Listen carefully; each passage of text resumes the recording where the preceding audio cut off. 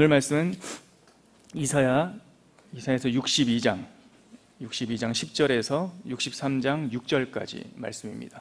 이사야 62장 10절에서 63장 6절까지 함께 읽겠습니다. 성문으로 나아가라, 나아가라. 백성이 올 길을 닦으라. 큰 길을 수축하고 수축하라. 돌을 제하라. 만민을 위하여 기치를 들라. 여호와께서 땅끝까지 선포하시되 너희는 딸 시온에게 이르라. 보라, 내 구원이 이르렀느니라. 보라, 상급이 그에게 있고 보응이 그 앞에 있느니라 하셨느니라. 사람들이 너를 일컬어 거룩한 백성이라, 여호와께서 구속하신 자라 하겠고, 또 너를 일컬어 찾음받은 자요 버림받지 아니한 성읍이라 하리라. 에돔에서 오는 이 누구이며 붉은 옷을 입고 보스라에서 오는 이 누구냐? 그의 화려한 의복 큰 능력으로 걷는 이가 누구냐? 그는 나이니 공의를 말하는 이요 구원하는 능력을 가지니라. 어찌하여 내 의복이 붉으며 내 옷이 포도즙 틀을 밟는 자 같으냐? 만민 가운데 나와 함께한 자가 없이 내가 홀로 포도즙 틀을 밟았는데, 내가 노함으로 말미암아 무리를 밟았고 분함으로 말미암아 짓밟았으므로 그들의 선열이 내 옷에 튀어 내 의복을 다 더럽혔음이니, 이는 내 원수 갚는 날이 내 마음에 있고 내가 구속할 해가 왔으나 내가 본즉 도와주는 자도 없고 붙들어주는 자도 없으므로 이상하게 여겨 내 팔이 나를 구원하며 내 분이 나를 붙들었음이라. 내가 노함으로 말미암아 만민을 밟았으며 내가 분함으로 말미암아 그들을 취하게 하고 그들의 선열이 땅에 쏟아지게 하였느니라. 아멘. 오늘 본문은 하나님께서 이스라엘의 회복과 심판을 선포하시는 장면을 통해서 하나님께서 자기 백성에게 행하시는 아주 중요한 두 가지 사건을 다시 한번 강조해 주시고 있습니다. 이사야가 꽤 긴 이야기를 다루고 있지만 결국 선지자가 선포하고자 하는 것이 이 두 가지입니다. 너희는 회복될 것이다. 너희들을 방해하던 어둠의 세력들은 심판을 받을 것이다. 이 두 가지예요. 시점은 지난번에도 한번 말씀드렸듯이 이사야서는 과거, 그리고 현재, 그리고 미래로 이렇게 향합니다. 1장서부터 66장까지 그 장의 순서대로 그렇게 흘러가고 있습니다. 지금 우리가 읽고 있는 이 62장, 63장, 그리고 앞으로 66장까지 이번 주에 이제 곧 마무리가 되는데, 이 내용들은 다 미래 비전입니다. 그래서 마치 요한계시록을 읽듯이 우리가 미처 다 보지 못한, 그런데 우리한테는 조금 달라요. 이사야는 못 봤겠지만 우리는 알고 있습니다. 왜냐하면 이사야의 예언은 예수님에 대한 비전이고, 우리는 그 예수님을 이미 들었고 보았고 만났기 때문에, 이 이사야가 예수님 오시기 600년 전에 예언할 때 그는 보지 못했지만 이것이 성취됐다는 것을 우리가 알고 있죠.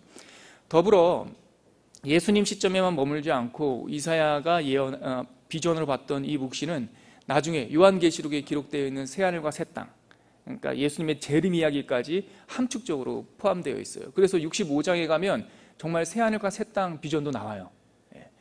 특별히 우리가 읽었던 그 60장 있지 않습니까? 60장 잠깐 한번 보시면 이렇게 시작하잖아요. 일어나라, 빛을 발하라. 이는 내 빛이 이르렀고 여호와의 영광이 내 위에 임하였음이니라. 이게 지금 선언이거든요. 이때서부터 이제 완전한 미래 선언이에요. 미래 선언. 이제 과거도 없고 현재도 없어요. 과거에 얽매였던 것으로부터도 자유된 거고, 현재의 복잡한 일들로부터도 자유롭게 된 거예요. 이제 드디어 하나님의 빛이 임하기 시작하고, 그래서 61장 보실래요? 주 여호와의 영이 내게 임하셨으니, 이것도 미래 예언이에요. 결국 이 주 여호와의 영이 내게 임하셨으니 이거 성취하신 분이 누굽니까? 이거 읽으신 분이 누구예요? 예수님이에요. 예수님이 누가복음 4장에 보면 가버나움에서 이 땅에서 첫 설교하실 때 이 본문을 스스로 피신 게 아니라 하나님께서 정해주신 회당장이 갖고 와서 딱 편 본문이 이거예요. 이걸 읽으시고 사람들이 쳐다보니까 예수님께서 하신 정말 세상에서 가장 짧은 설교, 딱 한마디 설교, 이 말씀이 오늘 너희 귀에 응답되었다. 아멘? 네, 이거예요. 아멘 된 거예요. 그래서 그 말씀이 응답되었죠. 그리고 62장에 가니까 나는 시온의 의가 빛같이 예루살렘의 구원이 횃불같이 나타나도록 시온을 위하여 잠잠하지 아니하며 예루살렘을 위하여 쉬지 아니할 것인즉, 지금 다시 한번 하나님께서 자기 맹세적인 선포를 지금 하고 계시는 거죠. 미래에 이렇게 하시겠다는 거예요. 자, 그리고 이러한 맥락 속에서 오늘 우리가 읽은 62장 10절이 시작되는 겁니다. 10절 한번 다시 읽어볼까요? 시작. 성문으로 나아가라. 나아가라. 백성이 올 길을 닦으라. 큰 길을 수축하고 수축하라. 돌을 제하라. 만민을 위하여 기치를 들라. 예, 이것도 지금 선언하고 있는 겁니다. 저는 어젯밤에 이 말씀을 다시 곰곰이 묵상하고, 여러분, 계시록은 계시록답게 읽어야 됩니다. 비전은 비전답게 읽어야 되는 거예요. 비전이라고 하는 것은 우리가 생각하는 꿈이나 미래에 대한 계획이 아니라, 성경에서 말하는 비전은 말 그대로 비전, 하나님께서 열어서 보여주신 거예요. 그래서 계시록이나 이런 구약의 묵시록 같은 거 읽을 때는 충분히 텍스트를 읽으신 후에 잠잠한 묵상의 시간이 필요해요. 그냥 후딱 읽고 끝나지 마시고, 어젯밤에 이 말씀을 읽고 다시 읽고, 그리고 눈을 감고 묵상하고, 도대체 선지자 이사야에게 보여주신 하나님의 비전은 어떤 모습일까, 이 상상을 한단 말이죠. 이걸 이제 월터 브루그만이라고 하는 교수는 예언자적 상상력이라고 얘기했고, 거룩한 상상력이라고 말했는데, 이거는 안 좋은 게 아닙니다. 아주 좋은 겁니다. 묵상을 딱 했더니 마치 이 62장 10절, 그리고 아까 저희가 함께 읽었던 그 60장부터 시작되는 그 앞부분 선포 내용이 마치 나팔 소리 같아요. 예수님께서 미래를 보여주시면서 선포하시는 거예요. 설명이 아니라 일어나라, 빛을 발하라, 이는 네 빛이 임했다, 선포하시는 거예요. 주의 영이 나에게 임하였으니, 선언이에요. 설명하지 않아요. 마치 요한계시록에 7 나팔이 불린 후에, 빵빠바빵 불린 후에 그 다음에 예수님께서 앞으로의 징조를 보여주시듯이, 하나님께서 60장부터는 앞에 그냥 선포를 하세요. 나팔을 불듯이 선포를 하신 후에 그 밑에 맥락을 쭉 설명을 하시는 거예요. 이어서 오늘 우리가 읽은 62장 10절도 그냥 선포예요. 성문으로 나아가라. 나아가라. 백성들이 올 길을 닦아라. 큰 길을 만들어라. 수축하라. 돌을 빼버려라. 만민을 위하여 승리의 기치, 깃발, 기치를 들어라. 지금 하나님께서 5가지의 동사로 말씀하시는 거죠. 나아가라, 길을 닦으라, 수축하라, 제거하라, 기치를 들라. 나팔을 불고 계시는 겁니다. 5번의 나팔이 막 울리는 거예요. 왜 이렇게 성문에 나가서 길을 닦고 기치를 들고 표지판을 들고 그리고 망가진 길들이 있으면 그걸 수축하고 해야 됩니까? 포로로 잡혀간 백성들이 돌아오기 때문에 그래요. 승리하신 대장 되신 그분이, 승리하신 그분께서 바벨론, 사탄한테 묶여있던, 공중의 권세 잡은 자 아래에 눌려있던, 에베소서 2장의 말씀에 보면 공중의 권세 아래에 있던 자들을 해방시키시고 그 백성을 다 이끌고 다시 시온 예루살렘으로 지금 돌아오고 계시기 때문에 11절입니다. 같이 읽겠습니다. 시작. 여호와께서 땅끝까지 선포하시되 너는 딸 시온에게 이르라. 보라, 내 구원이 이르렀느니라. 보라, 상급이 그에게 있고 보응이 그 앞에 있느니라 하셨느니라. 12절요. 사람들이 너를 일컬어 거룩한 백성이라.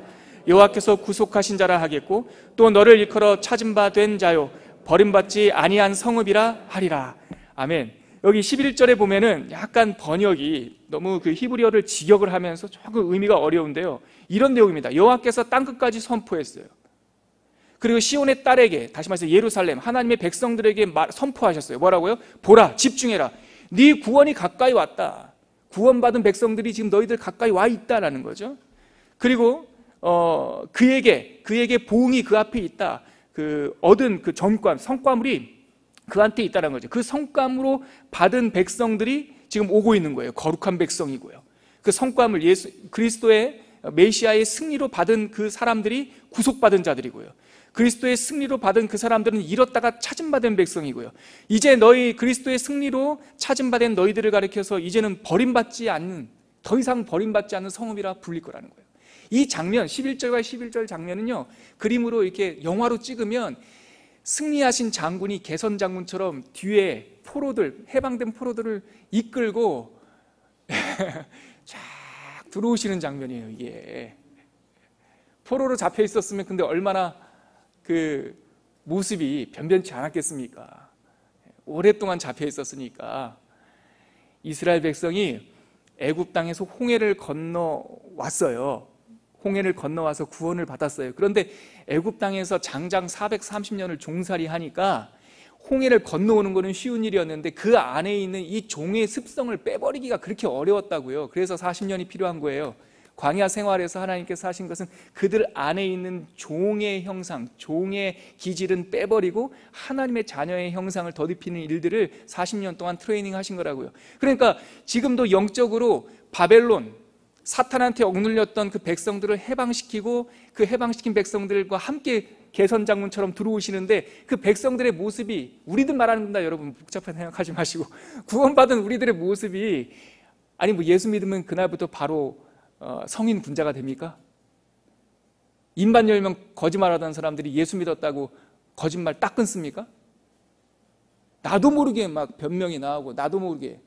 그렇잖아요. 변변치 않아요. 그런데 그 변변치 않은 사람들을 가리켜서 12절에 그 변변치 않음에도 불구하고 사람들이, 다시 주변 사람들이 우리들을 볼 때 어떻게 보게 한다고요? 거룩한 백성이라, 네, 구속받은 자라, 찾음받은 백성이다, 그리고 다시는 버림받지 아니할 성읍이다, 이렇게 보이게 한다는 겁니다. 우리의 상태와 상관이 없이. 이 점이 굉장히 중요합니다. 여러분, 마귀가 여러분들의 귀에, 여러분들이 힘들 때 여러분들의 귀에 속삭이는 그 영적 침체, 유혹에 빠지지 않기를 바랍니다. 니까짓 게 뭔데? 그래, 나는 별거 아니야. 그러나 나를 붙들고 계시는 주님이 강해. 이렇게 대적하셔야 됩니다. 나는 네가 예전에 한 일을 다 알고 있어. 그래, 알아 나도. 근데 주님은 모르신대.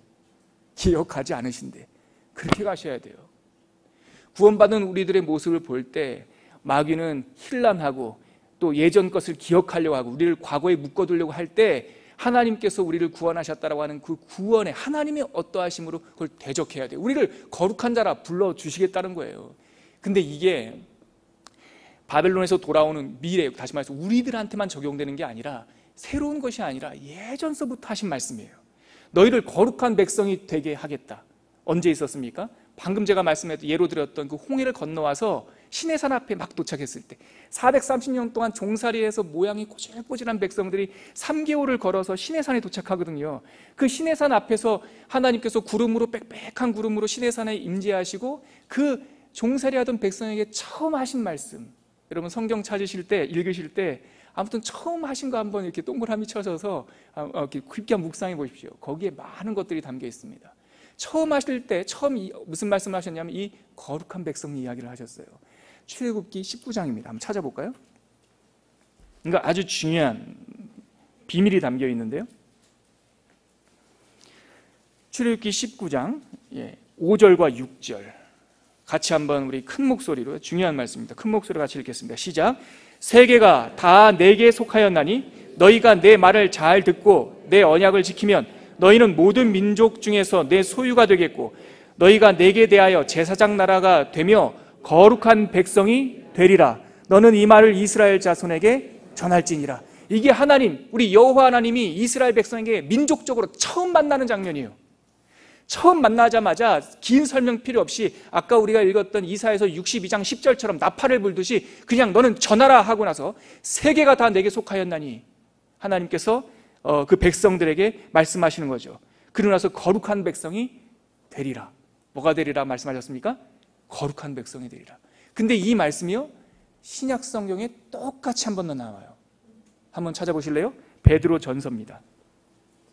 베드로 전서 2장 9절입니다. 베드로 전서 2장 9절, 신약 성경. 중요한 말씀이니까 좀 기다려 드릴게요. 찾아보세요. 제 성경책으로는 378쪽이 있어요. 베드로전서 2장 9절 같이 읽겠습니다. 시작.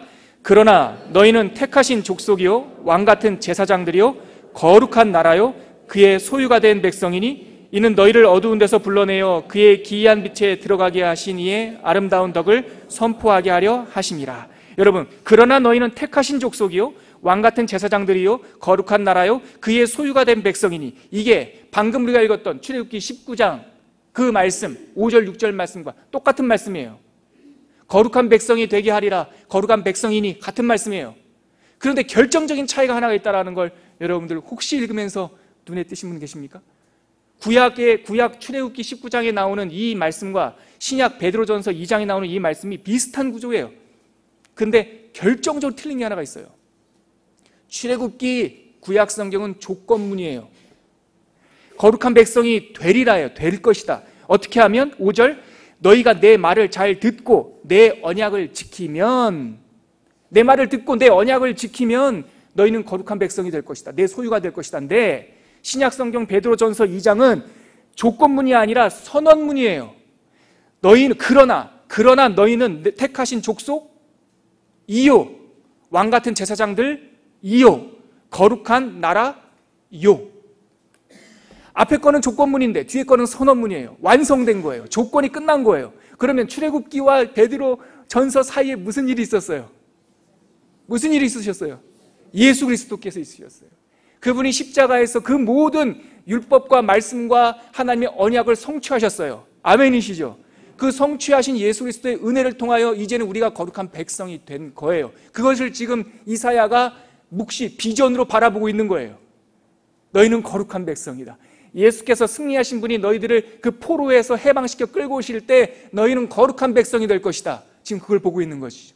이어지는 63장이 바로 그 예수님에 대한 이야기가 쭉 나옵니다. 무슨 포도즙 틀 얘기가 나오고 뭐 에돔, 예수님 얘기입니다. 예수님 얘기. 먼저 63장 1절 같이 읽겠습니다. 시작. 에돔에서 오는 이 누구며 붉은 옷을 입고 보스라에서 오는 이 누구냐. 보스라는 어디냐면 에돔의 수도예요. 그 보스라에서 오는 이 누구냐. 계속 읽을게요. 그의 화려한 의복, 큰 능력으로 걷는 이가 누구냐. 그는 나이니 공의를 말하는 이요 구원하는 능력을 가지니라. 63장 1절 누구를 말하는 겁니다? 누구를 말하는 겁니까? 예수 그리스도입니다. 지금 이사야가 예수님을 보고 있는 거예요. 그런데 선명하게 예수 그리스도 이렇게 본 게 아니라 흐릿한 그림으로 비전을 보고 있는 거예요. 근데 그 비전에서 보고 있는 그 사람, 그 남자가 누구냐면 붉은 옷을 입고 오고요. 그리고 에돔, 다시 말해서 원수의 적진 한가운데서 오시고 계시는 거예요. 원수의 땅에서. 그리고 원수의 수도 보스라에서 붉은 옷을 입고 한 분이 올라오고 계시는 거예요. 그런데 거기 보니까 뭐 어떤 표현이냐면 큰 능력으로 걷는 이가 누구냐. 오늘 설교 제목 포커스이기도 한데 큰 능력으로 걷는 이, 이게 초야라는 걷는이라는 단어가 히브리어로 초야라는 뜻인데 이게 무슨 뜻이냐면 구부러지다라는 거예요. 허리를 숙이고 언덕을 오를 때 이거를 써요. 이 단어를. 초야, 초예 이 말이. 그러니까 짐을 지고요. 언덕을 힘겹게 포기하지 않고 올라갈 때 이 단어를 쓴다고. 큰 능력으로 걷는 이, 큰 능력으로 오르막길을 걷는 이 누구냐 이 말이에요. 예수께서 오르막길을 걸으셨죠. 십자가를 지시고 모든 사람이 올라갈 수 없는 그 사조의 오르막길을 걸으셨죠. 포기하지 않고 붉은 옷을 입고 걸으셨죠. 그 예수님께서 희릿하게 이사야의 눈에 보인 거죠. 그래서 묻습니다. 이사야가 어찌하여, 이거 이제 주고받는 대화에서는 이 대명사가 경어가 없기 때문에 갑자기 어찌하여 내 의복이 붉으며 이러니까 좀 이렇게 불량스럽게 보이는데 이게 원래 표현은 어찌하여 당신의 의복은 붉으며 당신의 옷이 포도즙 틀을 밟은 자 같습니까? 라고 지금 묻는 거예요. 비전으로 보고 있는데 그분의 옷이 붉은색이니까 지금 묻는 거예요. 어찌하여 당신의 옷이 그렇게 붉으며 당신의 옷은 마치 포도즙 틀을 혼자 흰 옷을 입고 밟은 것처럼 그렇게 물들었습니까? 라고 물으니까 그때서부터 이하 3절서부터 6절까지가 예수님께서 그 메시아가 대답을 하시는 거예요. 다시 한번 3절 한번 읽어볼까요? 만민 가운데 나와 함께한 자가 없이 내가 홀로 포도즙 틀을 밟았는데 내가 노함으로 말미암아 무리를 밟았고 분함으로 말미암아 짓밟았으므로 그들의 선혈이 내 옷에 튀어 내 의복을 다 더럽혔음이니. 뭐라고 대답하십니까?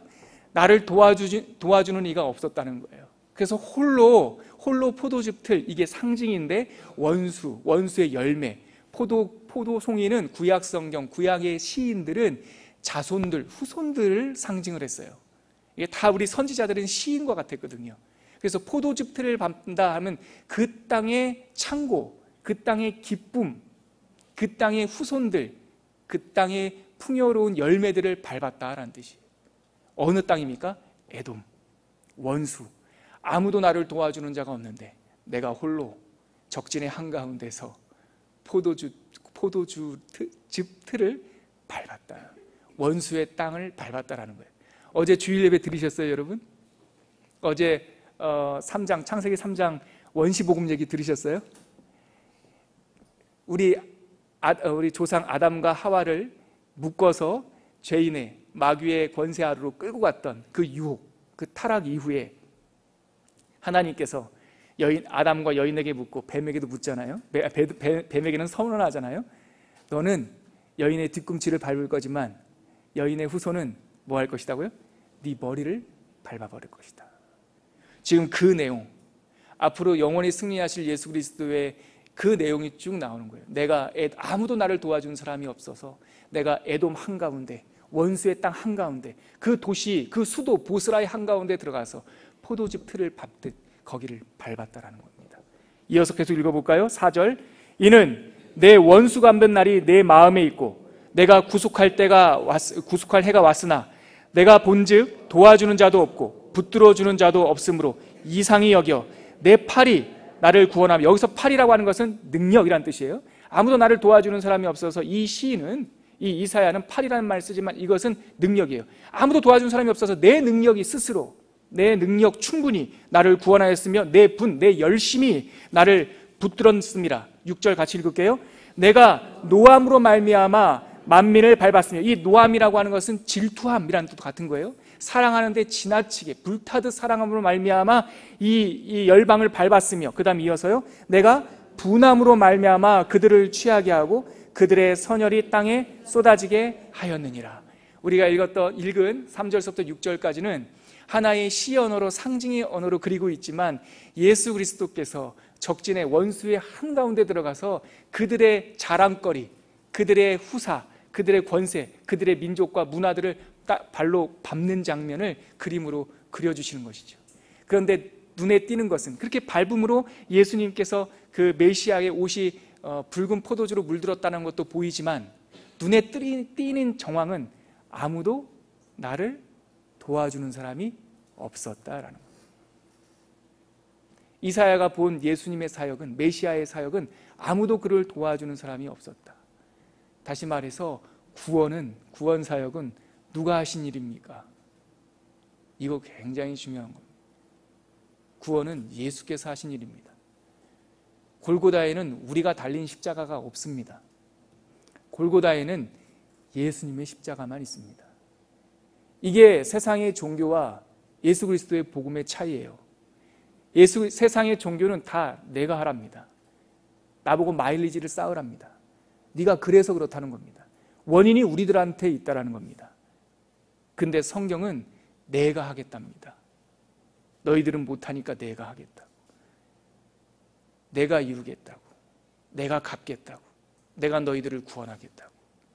그것이 바로 오늘 예수 그리스도 메시아가 에돔의 한가운데서 포도즙 틀을 밟는 그 사역의 의미입니다. 여호와의 열심히 이루리라. 같이 기도하겠습니다.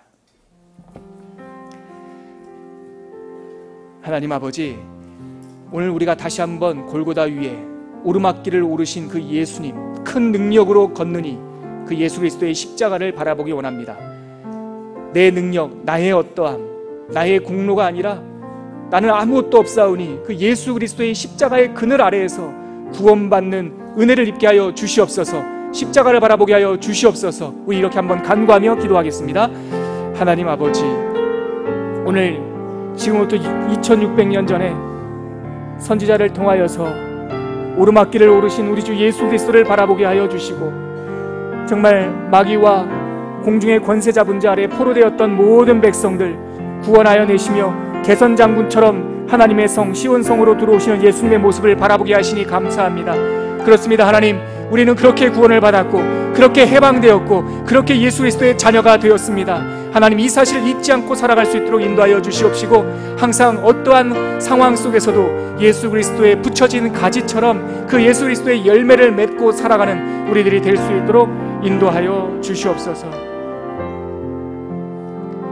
예수 그리스도를 통하여서 오르막길을 오르신 구원의 하나님 아버지, 이미 파산하고 이미 포로된 우리들을 찾아오셔서 회복시켜 주신 주님을 찬양합니다. 오늘 아침 다시 큰 능력으로 오르막길을 오르신 주님을 바라보니 하나님, 나의 어떠함이 아니라 하나님의 은혜와 하나님께서 이미 이루신 십자가의 승리를 바라보고 힘껏 차고 일어나는 능력의 백성들 될 수 있도록 붙들어 주시옵소서. 이제는 우리 자신을 묵상하는 시간이 아니라 하나님을 묵상하며 이 세상의 일을 생각하는 것이 아니라 하나님의 큰 일을 생각하는 비전의 사람들, 묵시의 사람들 될 수 있도록 이끌어 주시옵소서. 이제는 십자가에서 우리에게 승리의 깃발을 세워주신 예수 그리스도의 은혜와 하나님의 끝이 없는 사랑과 십자가 이후 그 구원 사건 이후 지금도 우리와 우리 안에 내주하셔서 그 구원을 적용하시는 성령 하나님의 충만하심이 오늘 이사야 말씀을 읽으며 이미 승리하신 예수님, 이미 원수의 포도즙 틀을 밟으신 예수님, 그 포도즙 틀 가운데 흘러나오는 기쁨의 포도주 가운데 함께 구원의 기쁨을 누리게 하신 그 예수님을 우리의 좌표로 바라보고 살아가기를 결단하는 주님의 백성들 위해 지금부터 영원까지 함께 계시기를 간절히 축원하옵나이다. 아멘.